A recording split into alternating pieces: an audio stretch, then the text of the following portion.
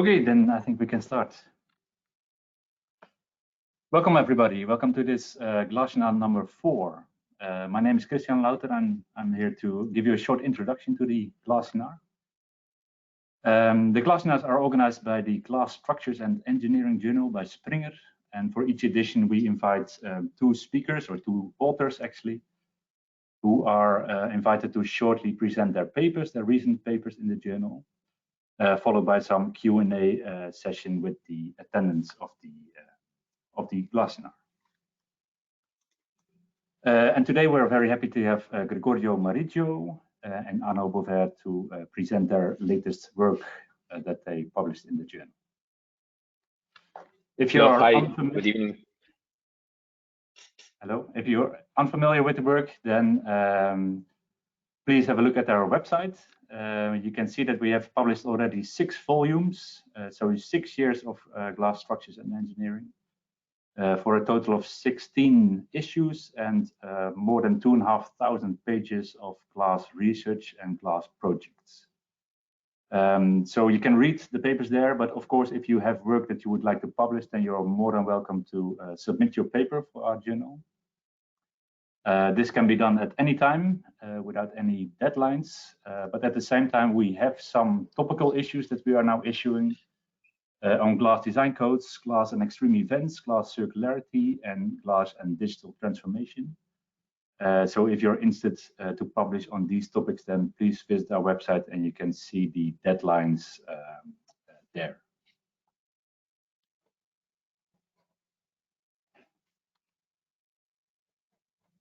Then I lost my screen, I think. Yes, I'm back. The journal is guided by the editors-in-chief. From left, Jens Nielsen from DTU Denmark. Then in the middle, Jan Belis from Ghent. Jens Schneider from TU Darmstadt. Mauro Overend from Delft. And myself more to the left there.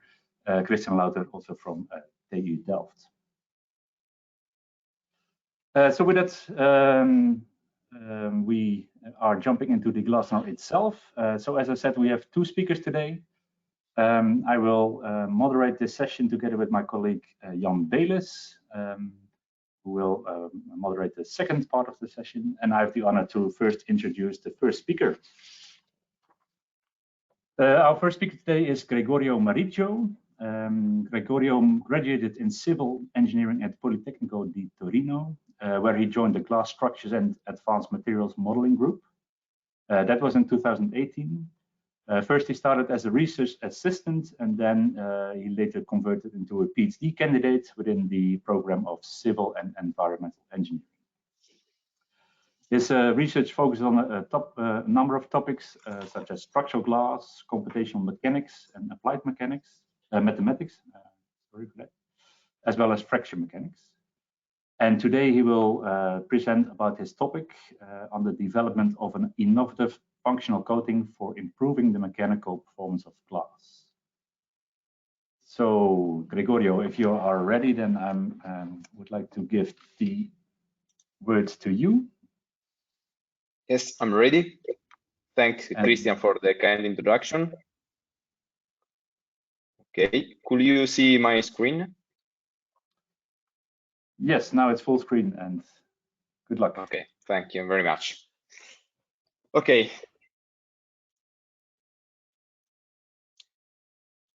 Sorry. Good evening, everyone. I'm very happy to be here today to present my job, my research. I'm going to talk about the performance of an innovative functional coating to prevent stress corrosion in glass. The study was conducted in collaboration with the Dr. Sara D'Alevacche and the professors Roberta Boggiovanni, Christian Louter, and Mauro Corrado. Let me start with some general information on stress corrosion mechanism in soda lime silica glass. Stress corrosion, also known as static fatigue, consists in the reduction of the glass strength caused by the combined action of applied stress and humidity. Stress corrosion is interpreted as the subcritical growth of cracks, which are on the glass surfaces.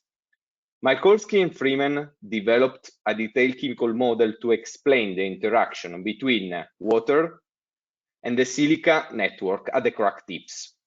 The reaction can be divided in 3 main steps. At the first stage, water approaches silicon-oxygen bond at the crack tip.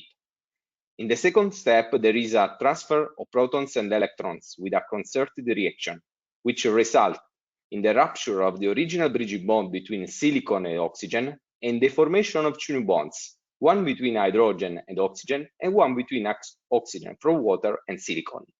Finally, 2 new fracture surfaces have been created. The goal of our study was to limit the effect of stress corrosion on the glass mechanical performance. This was done by the application of curable coating on the glass substrate. The requirements for the coating were excellent hydrophobic behavior, low permeability, and good adhesion to glass. The main challenge that we had to overcome was to couple good adhesion and hydrophobicity, which are competing properties. The formulation of the UV curable coating is based on a low permeable hydrocarbon acrylic resin, a fluorinated resin, which is hydrophobic, and a photoinitiator. Silane cap agents were employed to guarantee to ensure a good adhesion between coating and the glass substrate.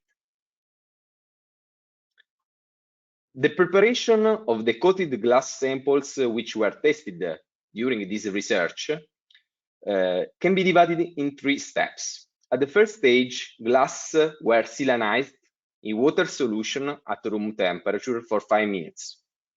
In the second step, the glass were covered with the coating using a steel spiral bar. Finally, the coating was cured using a UV flood lamp system, and a thickness of 50 micrometer of coating was obtained over the glass substrate. The coating was transparent and solid after the curing process. So let's move on to describe the peculiarities of the coating. The hydrophobicity of the coating was evaluated by means of the static water contact angle. The water contact angle for the coating is greater than 100 degrees. This means that the coating is highly hydrophobic. In addition, also the permeability of the coating was assessed by means of the water vapor transmission rate test. The water vapor transmission rate of the coating is comparable to the vapor transmission rate of the polyethylene terephthalate, PET, which is known for its low permeability. In addition, the adhesive strength of the interface coating glass was evaluated by means of the lap shear setup. A circular spot of the coating was placed between 2 silanized glass slides, and after UV irradiation, the joint realized was subjected to a tensile load. We got an average adhesive strength of 25 megapascal. The effectiveness of the coating in preventing stress corrosion in glass was evaluated by comparing the load carrying capacities of coated and uncoated specimens. The coaxial double ring setup was used to evaluate the load carrying capacity. The tests were conducted in water at room temperature. We choose a 0.50 megapascal per second as constant stress rate. So the load carrying capacity was evaluated for new glass, for uncoated new glass, and coated new glass. The experimental results were statistically treated using the Weibull statistics. The beta parameter of the Weibull distribution functions represents, in particular, the slope of the linearized Weibull cumulative distribution function, while the theta parameter of the Weibull distribution function represents the failure stress for a probability of failure equal to 63.2%. The experimental results were statistically treated and were plotted into the Weibull diagram. The data points are interpolating using the Weibull distributions. As we can see from the graph, the coated glass samples, which is represented by the green line and green points, is less affected by stress corrosion, as its Weibull distribution is shifted towards higher stress value, compared to the to the viable distribution for uncoated glass. Moreover, the effectiveness of the coating in preventing stress corrosion is evident when comparing the strength of glass calculated for a given probability of failure, for example, 0.8%. As we can see from this table, the strength of the uncoated glass for a probability of failure equal to 0.8% is 26.8 megapascal, while the strength for coated glass is 51.4 megapascal. This means that the coating allows to increase the surface strength of glass of 90%.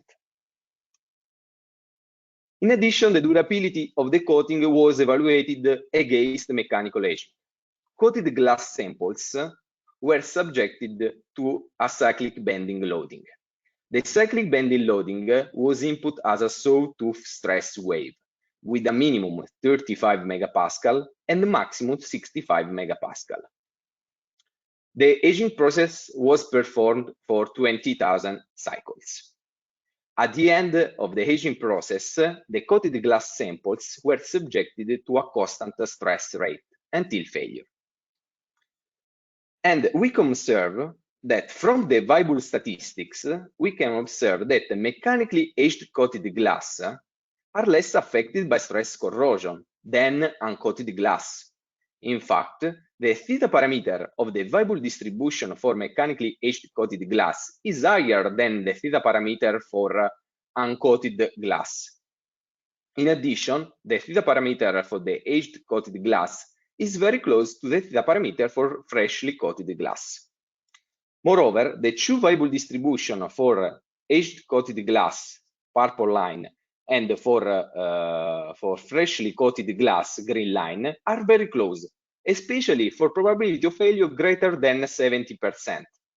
This means that the coating has high durability against mechanical aging. However, the two curves diverge for low probability of failure. In fact, we can observe a reduction in slope in beta parameter for the mechanically aged coated glass. However, we think that the coating prevented completely glass from stress corrosion. However, we can observe the dynamic fatigue, so the effect of the dynamic fatigue. In fact, mechanically aged coated glass, the cracks of the mechanically aged coated glass were subjected to a dynamic fatigue, which caused the subcritical propagation of the microscopic surface cracks. However, this subcritical propagation can occur only when the stress intensity factor at the crack tips overcome its threshold value. So only for the smallest cracks on the glass surface, this threshold can be overcome, while for the smallest crack sites, the threshold value could not be overcome. In addition, the durability of the coating was evaluated against natural weathering. Coated glass samples were exposing for 510 days to atmospheric agents. The temperature, the relative humidity, the solar radiance radiation, and the precipitation were recorded during this period.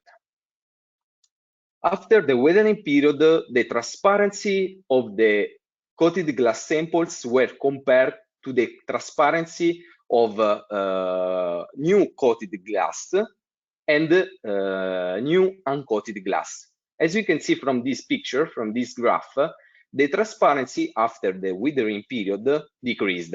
However, its value, that was 60%, is higher than the minimum acceptable glazing transmittance.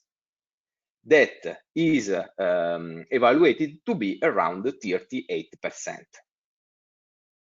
However, the coating has a high durability against stress corrosion. In fact, the theta parameter of the viable distribution function for naturally weathered coated glass is higher than the theta parameter for uncoated glass. However, we can observe a reduction in slope, again, for the variable distribution of naturally weather-coated glass. We think that this depended on the hail and other contaminants impacts on the glass surface. These new impacts created new, larger surface defects.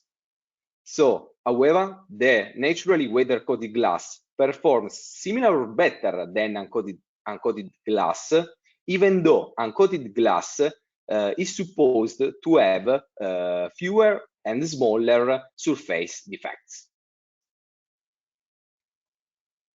Finally, the long-term effect on the coating of heat, humidity, and light was evaluated by means of artificial weathering.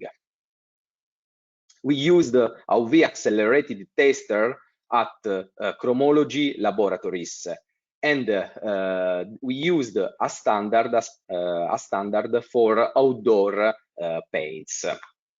And the exposure conditions were very severe. The weathering period lasted 7 weeks, and after this period, we observed a delamination and a cracking of the coating over the cracked surface, as we can see from in this picture. However, the coating had a residual capacity in preventing stress corrosion. In fact, the variable distribution for artificially weather-coated glass is shifted towards higher stress value compared to the variable distribution for uncoated glass. We think that the Silicone reagents that we employed to ensure a good adhesion, an excellent adhesion between glass and coating, reached the tips of the cracks on the glass surface, increasing the hydrophobicity of the glass where the stress corrosion reaction occurs. I want to recap the main points. How the cure coating with compositional profile has been developed to maximize hydrophobicity, barrier to water vapor, and adhesion to glass. The effectiveness in preventing stress corrosion has been proven experimentally. We observed an increment of 19% in the design surface strength. The durability of the coating has been investigated. After mechanical aging, the coating performance in preventing stress corrosion remained almost intact. Concerning natural weathering, the transparency of the glass decreased, while the effectiveness of the coating was almost fully preserved. After artificial weathering, the coating was almost completely detached after 7 weeks of exposure. However, the conditions applied for the artificial weathering were very severe. Nevertheless, a not negligible residual capacity to prevent stress corrosion was observed. That brings me to the end of my presentation. I would like to thank Politecnico Torino and Compagnia San Paolo for the financial support, Chromology for the collaboration, and all of you for your kind attention. Thanks very much.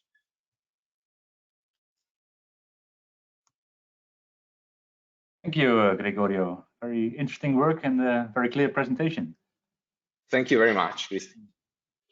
If there are any questions from the audience, you are able to type them in this question box, or otherwise you can also try to raise your hand, and then we'll try to give you the microphone ability to speak and to ask your question yourself, actually.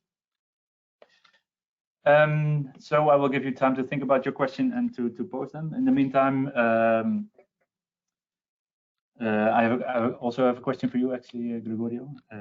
Okay, please. I was wondering the cyclic loading and also the natural weathering that you applied to investigate these effects.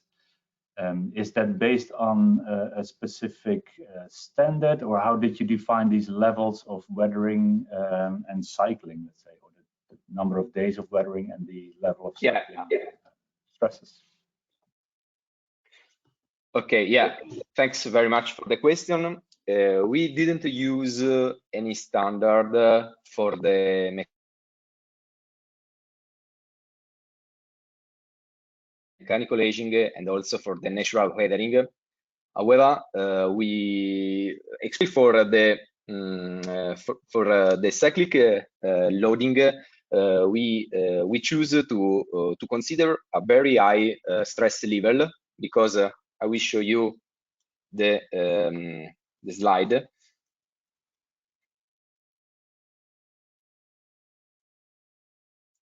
Sorry. So we think that for the mechanically aged coated glass, we used a high level stress,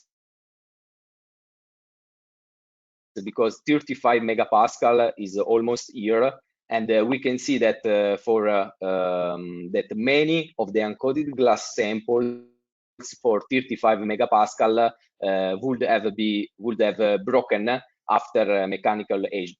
So we think that this level was very high to perform the aging of the samples.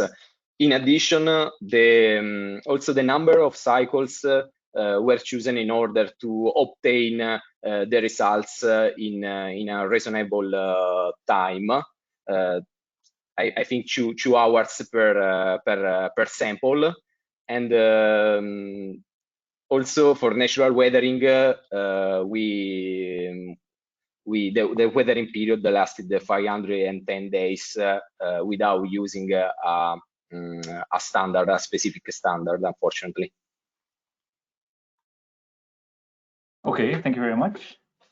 In the meantime, I think there is a question from Jan Beles. Jan, would you like to pose it yourself, or shall I read it out? Okay, I can ask Christian, thank you.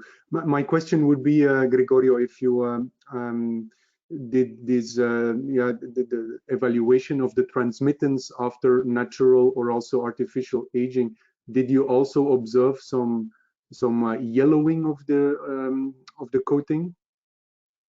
Yeah, of course. Yeah, we observed a yellowing of the coating. However, we think that also for the artificial weathering, after the artificial weathering, just a bit yellowing can be observed on the surface. However, for the naturally weather coated glass, this yellowing was very so it was not so it was smooth. So you have to pay great attention to see the yellowing. However, just a bit of yellowing was observed. In fact, the transparency was reduced after the weathering period, and we think that the yellowing reduced the transparency of coated glass. Thank you. Thank you. You're welcome. There is another question, this time from Mauro Overend. I think, Mauro, you can open up also your microphone if you wish. Thank you, Christian. Thank you very much, Gregorio, and very nice presentation. I hope you can hear me. Thank you very much. Okay, you can. Great. Okay, good. Just a question overall, and maybe I missed it a bit in your presentation, is to what the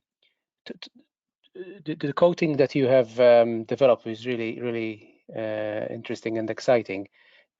Does it suppress all of the effects of subcritical crack growth, or a percentage, or where does it sit in this range of suppressing?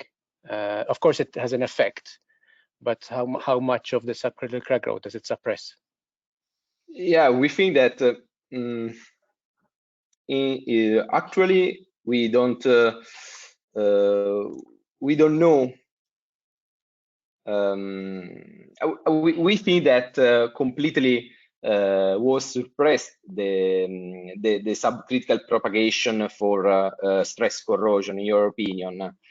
However, we didn't perform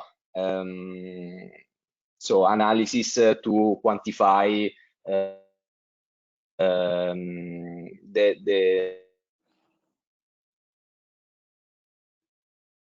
the amount of subcritical propagation that was suppressed after the coating. However, in your opinion, the coating is able to prevent completely stress corrosion in glass. So, and we think this because the coating is very high. It has a very great hydrophobic behavior and a very low permeability. Great. Yes. Now, of course, the effect is very significant. There's no doubt about that. It would be interesting, maybe as a follow-up, of course, because you've done some very nice work here already. Maybe to compare it with an inert test, right? Where you somehow put the glass in some inert condition, and yeah. But very nice. Of course, it's a great idea. Yeah. Thank you. You're welcome. Thank you. Thank you very much. Then there is a question from Jens Schneider. Jens, are you able to? Yes, yes, I'm here. I don't know how it works with the camera, but at least I hope that you can hear me now, Christian. Okay. Yeah, I have one question. I didn't fully get in your slide number 9. The cycling that you did was a kind of a peak cycling where you have a triangular function. First, there's 2 questions. First of all, did you calculate the equivalent time of the cycling with respect to the subcritical crack growth? Because I think this is crucial to understand the existing effect, because you can just move that into equivalent time. And I didn't fully get how this, how the machine that you used for that kind of very sharp edge of the loading, is it really that it is like a triangular function here, or is it more rather like a function with which is more like a sin or a parabolic function? I'm not so sure if I'm not so sure if you had really a triangular function here. Thanks for the question. It's clear. Okay, so for the mechanical aging, we used the coaxial double ring setup. So the same setup that we use to calculate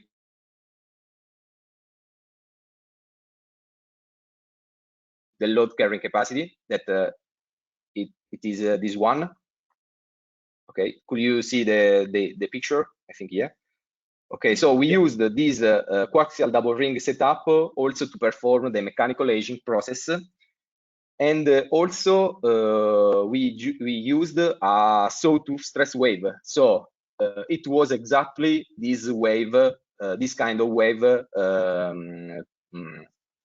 the coated glass were subjected.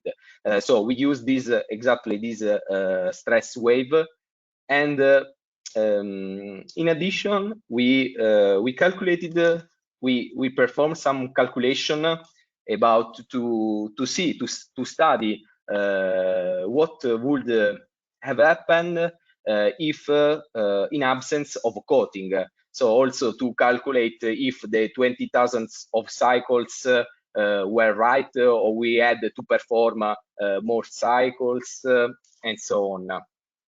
However, I want to show you another slide.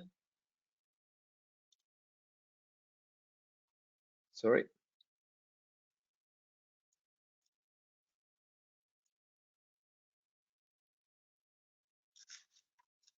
Okay. In the meantime, I can invite the audience to pose more questions in the box or by raising your hand. So if I overlook something, then perhaps my colleagues can also. Could you see this slide or not? Yes, thank you. Yeah, we can see. Okay, so I told before we used this kind of stress wave during the experimental test. In addition, we used Evans and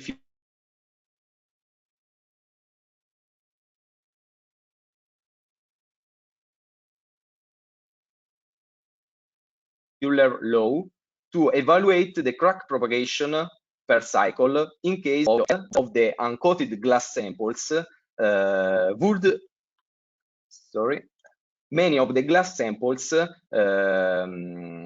would have broken after a few cycles, just after 30 cycles, because so the stress, the minimum stress and the maximum stress applied were very high. Yeah, okay. Yeah, what I mean is just you can just transform this in an equivalent constant duration, so then you can better maybe compare what these 20,000 cycles mean in equivalent constant stress compared. Okay, in terms of time. Yeah, in terms of time is 2 hours. So, however, it's difficult to compare because in this case we have also dynamic fatigue. So in this case, the cracks are subjected to cyclic fatigue, dynamic fatigue, which create a propagation, a subcritical propagation of the cracks, regardless from stress corrosion. So in this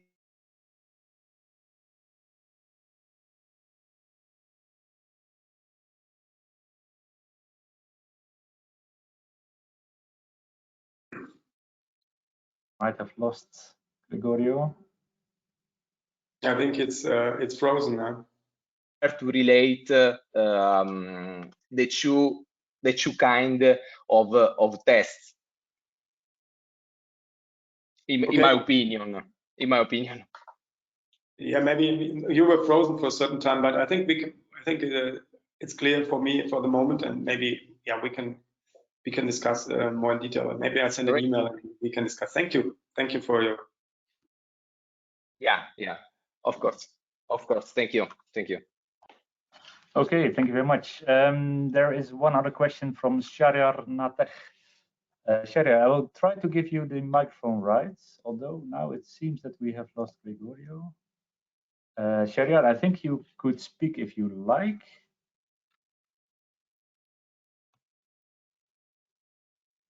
Doesn't seem to be the case.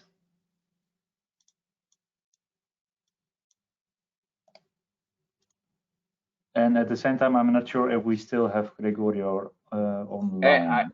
I don't know why, because I have some trouble with the connection and I cannot set my camera. Okay. Perhaps I read the question out. The question from Shahryar is that, can we say that if the tests are performed in a condition with a close to zero relative humidity, the difference in the glass strength is negligible and not plus 90%? So if yes, have you checked that? If we checked, no, unfortunately, we didn't check this. So unfortunately, we didn't perform test with 0% humidity condition. Yeah. We conducted tested with humidity equal to 30%, so the humidity that were presented that was in the room, but unfortunately we didn't create an environment with 0% humidity. Okay, thank you very much for that question. Perhaps one final question from my side, which is very sideways related, but the coating itself, does it have any environmental impacts? I mean, what is the, let's say, the sustainability of such a coating? Does it affect something? Yeah, the sustainability, however, this coating is solvent free, so it should be a sustainable material. However, we should perform other kind of analysis to study the sustainability of the coating. However, it is solvent free. In addition, it could be created at room temperature. So we didn't use a lot of heat or high temperature to create this coating. Okay. Thank you very much. And, You're welcome. And thank you very much for your presentation and answering all our questions. Thank you very much. With that, we go to my colleague Jan Belis, who will introduce the next speaker. And in the meantime, I will try to share my screen to show you our next speaker. Okay, thank you very much, Christian. Hello, everyone. It is my pleasure to introduce you to the next speaker, Mr. Arno Bover. He studied industrial engineering at the University of Girona in Spain, where he completed his master's degree in industrial engineering. And after that, he joined Bellapart Group as a structural engineer in October 2017. And since then, he has been involved in a large number of projects around the world, with specialization in design and simulation of steel and glass envelopes and singular structures. He worked on different projects, including, for example, the Waterloo Station in London, and also, of course, the Hotel RITZ, which he is going to present the Skylight today. His technical expertise includes the development of complex numerical simulations, both global models and three-dimensional detailed models in finite element analysis. Having said that, I would be glad to give the floor to Arno. So please go ahead. Thanks for the introduction. Now I'm going to speak. Can you see correctly my screen? Yeah. Thanks for the introduction. I'm going to speak about this amazing project, the Skylight of the Hotel RITZ. The presentation is organized in the following points. I will start giving a brief description on who we are, who is Bellapart, and what do we do. Then I'm going to move on with the introduction to this project we will see the main components and connections of this structure, how the different elements have been verified. We also will speak about the full-scale test that we performed and the different stages of the construction. And finally, we will see some photos of the final result of the Skylight. First of all, as said, I'm Arno Bover. I'm a structural engineer at Bellapart. Bellapart is a company that started in 1939 with its headquarters in Catalonia, but we also have offices in London, Paris, and Miami. Currently, we are about 76 employees with 14 different nationalities, and we have worked in several projects all around the world, as you can see on the map on the right. Here you can see our values and 3 of our most iconic projects. On the left, there is the greenhouses for the Bombay Sapphire Distillery located in the UK. On the right, there is an amazing canopy for the hotel, for the Berkeley Hotel in London, also in the UK. And in the middle, there's a picture of a project in Paris for the Tour Eiffel, where we built a glass floor and a balustrade. But let's move on to the project. That's why we are here. The Hotel RITZ is a 5-star luxurious hotel located in the center of Madrid in a heritage area next to Parque del Retiro. The building was built in 1910, and after more than 100 years under service, it has been completely refurbishment. It has been submitted into a complete refurbishment. The works included a new skylight for the courtyard. The new skylight, the objective was to get back the sunlight to this area, reaching back the structure that it was built at when the hotel started its activity, but unfortunately, due to a fire, it was covered by a concrete slab. So, inspired in the old Skylight, but applying new technologies, the objective was to bring back the light to this area of the hotel. The structure was a bespoke and complex design. We had to adapt to the surrounding building and the different conditions that we had on site. The work was completed in 2021, and it included the construction and design as well as the engineering analysis. We did some prototype and sub-testing, as we will see after. We also did all the fabrication and logistics and the installation on site. The client was Mandarin Oriental. They are the owners of the hotel. The architect was Rafael de Laos. The main constructor was Constructora San Jose. Bella Par was the subcontractor in charge of this Skylight, and the consultor was Fecon Ingenieros. The Skylight is located at the first floor of the hotel, as you can see in the image, and it's surrounded by the rest of the building, and some of the rooms of the hotel have a view direct to this Skylight. It can be divided in two different areas that are some kind different. On the right, there is the hall bajo, which is 13 meters long and almost 9 meters with a bolt-shaped dome, as you can see below.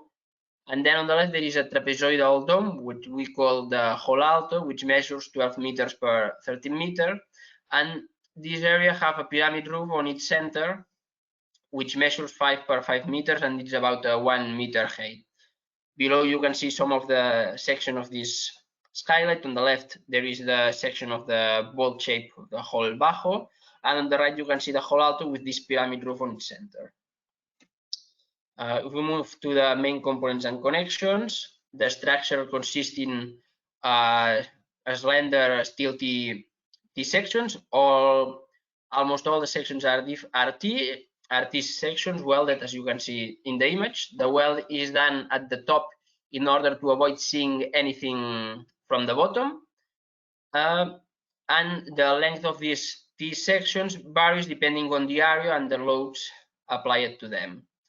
In the hall bajo, the different T sections are connected with a steel plate, and the steel plate is located in these two parallel lines that you can see along the hall bajo. All along the perimeter of the structure, there is this steel box girder that acts as a tension ring, and this tension ring is closed by a couple of tension rods located in the junction between the hall alto and the hall bajo.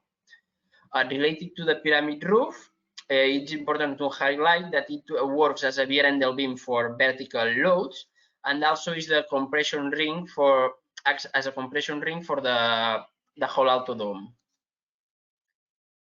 Here you can see a couple of sections where you can see how the glass is supported. We used a typical RITZ system, and there was a brass plate in some areas. The second image corresponds to the junction between the hall alto and the hall bajo, where we used a toggle system to fix the glass. The connections to the main structure, we have two different types of connection. The first one is a bolted connection, which is located mostly on the hall alto, where we're not allowed to transfer horizontal loads to the building, so only vertical movement is restrained with this couple of bolts that you can see below. And under this washer, there is an oversized hole that allows these horizontal movements, avoiding to transfer any load to the building. On the other hand, around the hall bajo, there was a slab that we were allowed to transfer loads, and which helps to provide a stiffness to the structure. So we used this other connection, which is a Shirky connection. Again, vertical movement is restrained, but also the transverse movement.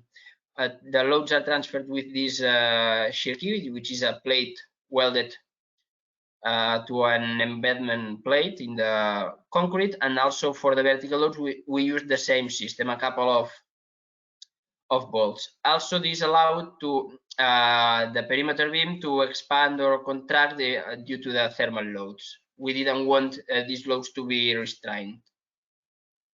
If we look at the cladding, we have flat panels, which are located on the pyramid roof and also on the vertical walls of this pyramid roof. The composition was an 8 mm tempered glass, a 12 mm cavity filled with argon, and the internal package was a 6.6 height strengthened laminated panel.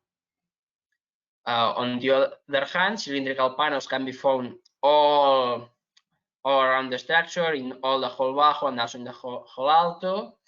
The composition is more or less the same that we had in in the flat panels, but the laminated is an 8.8 instead of a 6.6. This was due to a recommendation from our manufacturer. In this case, it was Precursor, and the objective was to reduce the roller wave effect on the glass panels. I would like to highlight also that on the corners of the structure, the panels should have been spherical, but we did a geometrical study in order to find the cylindrical panel that better fits the ideal geometry. And also, it's important to remark that the panels at the corners of the whole alto are structural, providing lateral restraint to these slender T-profiles. If we talk about the verification of the different elements, the structure was verified using the Drupal RFM software with a second order analysis. Verification was done according to Eurocode 3, and stability was verified considering a warping torsion degree of freedom. Due to we have a T section, this section is monosymmetric, and we had to take into account this warping torsion degree, and also global and local imperfection were included in the verification. The structural section were modeled as beams. However, the perimeter beam was modeled using shell elements. We wanted to make sure that we were able to see the deformation of this beam. Also, the concrete beams around the whole bajo were modeled in order to take into account their stiffness. And wood coordination was important here in order to make sure that what we were modeling was correct, and that the loads that we were transferring to this slab, the slab was able to satisfy the requirements. And the model also included the structural glass panels as shell elements using an equivalent thickness. Here you can see a couple of images of the behavior of the structure. On the first image, there is the behavior under the dead load. As you can see, the whole bajo has small deformations, and the whole alto has bigger deformations than the whole bajo, and it's more or less a symmetric deformation. On the other hand, below there is the deformation corresponding to this combination where we had an asymmetric snow load and some wind load. Again, the whole bajo had a small deformation, and bigger deformation was seen in the whole alto. If we look at the glass panels, flat glass panels were verified using the specialized software SJ Mepler, two-sided supported glass with a geometric and nonlinear analysis. And here the governing load was the punctual load. Below you can see a couple of images of the results, seeing the deflection and the stresses by this punctual load. On the other hand, the cylindrical panels were modeled using ANSYS workbench with a 3D model. The glass panels were modeled using shell elements. For the laminated, it was taken into account an equivalent thickness. The gas inside the cavity was modeled using a hydrostatic fluid. And the sealing silicone around the panel was a solid element with a silicone-like properties. Again, the same boundary conditions, and the static nonlinear with large deformation analysis was done. Here it is important to highlight that climatic loads were the governing ones.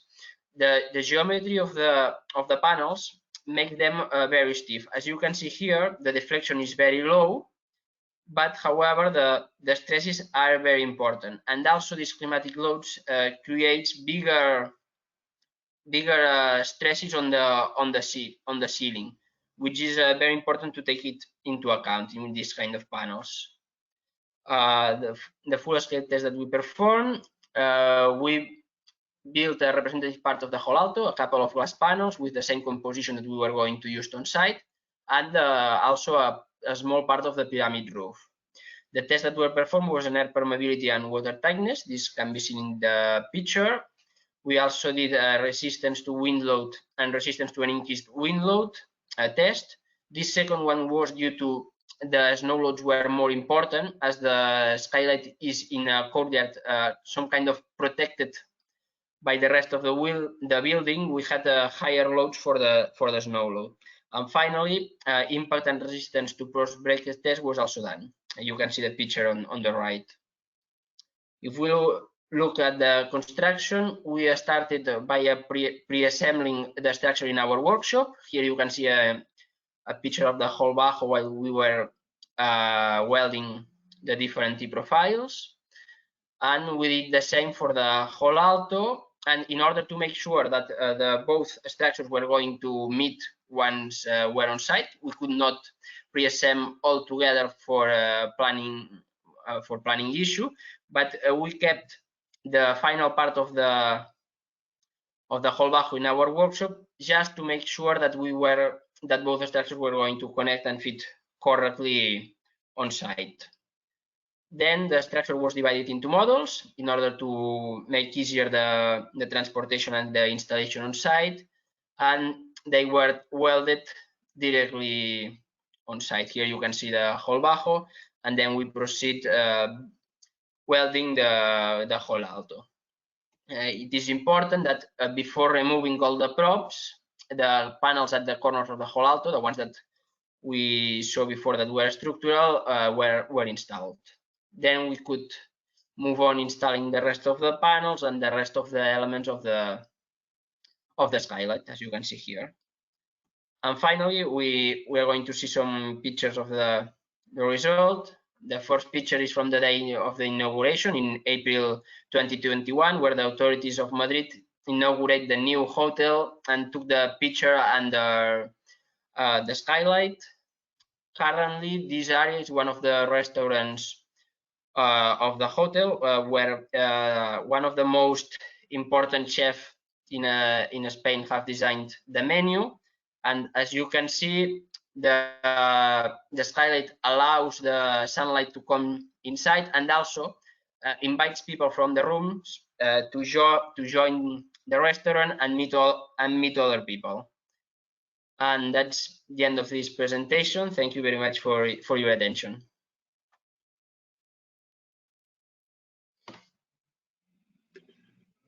Okay, thank you very much, Arno.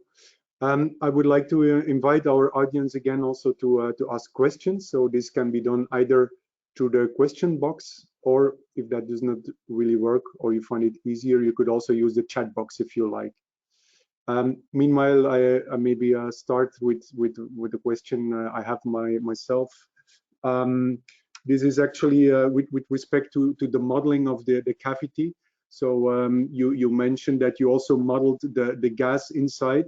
So the argon. My question is, did you model this as a kind of a compressible material or not? How did you? Yes, it was a compressible material. Yeah. This is some kind. This element from ANSYS is an element that tries to model when you have a gas inside an area. You must have it completely surrounded by the model, and when you apply the loads, it is able to transfer the load between the panels and to the rest of the elements of the model. Yeah. Okay. Thank you. I do not see other questions appearing, so I continue myself then. So I assume the glass which you used is like manufactured using a hot bending process. Is that correct? Yes. Yeah. We also studied the possibility to cold bend these panels, okay. but due to the shape of them, it was not possible, and also the loads that you were transferring to the ceiling, silicone, and the spacer were not okay. Okay, so but you actually considered also to use cold bended panels, and then okay. Yes, in some areas these cylindrical panels, the radius is very big, and we thought that maybe it would be an option to do it, but finally we had to discard it. Okay, thank you. I see there are some questions meanwhile, so maybe I start with the one from Mauro Overend. Mauro, you would like to ask the question by yourself? Sure. Thank you, Jan.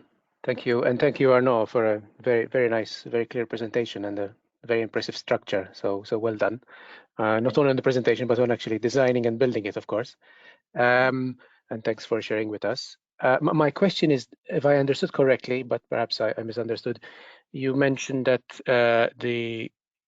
some of the glass panels, I think the ones in the corners, if I understood correctly, of the dome, provide some stability restraints for the to the steel profiles, which I think is very efficient.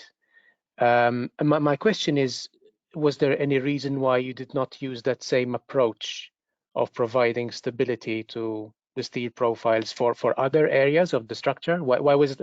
I can see why it's more important there, perhaps, but is there not? Could there also not also be could not that strategy be used in other areas of the structure? Yeah, for sure that it could have been used in other areas, but here we had the more largest profiles, and also the sections in the rest of the structure was more or less acceptable. I mean, the length of the T profile was not so big, but however, if we did not restrain this other area, we had to use a very big T in comparison of the rest of the structure. Was just to follow more or less the same approach in all the structure. Okay, understood. Thank you very much. Thank you. Okay, thank you. There's also a question from Jens Schneider. So Jens, could you also use your mic directly? Yes, thanks, Jan. You said that this was hot band glass, and there are different types of technologies to do the hot bending. So the mold, that just thinking in a mold or press bending. And could you explain a little bit which type of bending it was used, and if you observed any type of anisotropy issues in the erection, and when you now observe the whole thing with the sunglasses, for example? Is there any of these things? The two questions, please. Well, if I'm not wrong, because it was done by our manufacturer, this was done with the mold, as you said, and we could not see almost any important defect in these panels. Also, we have to take into account that they were reviewed by the manufacturer before sending it to us. So if there were panels with big roller wave effect or similar, we were not able to see it. Okay, thank you. Okay, then there is also a question from Mr. Felipe Simoes. I don't know if you could also use your microphone directly. I think you should be able. Oh, good afternoon. Yes, I can. Can you hear me?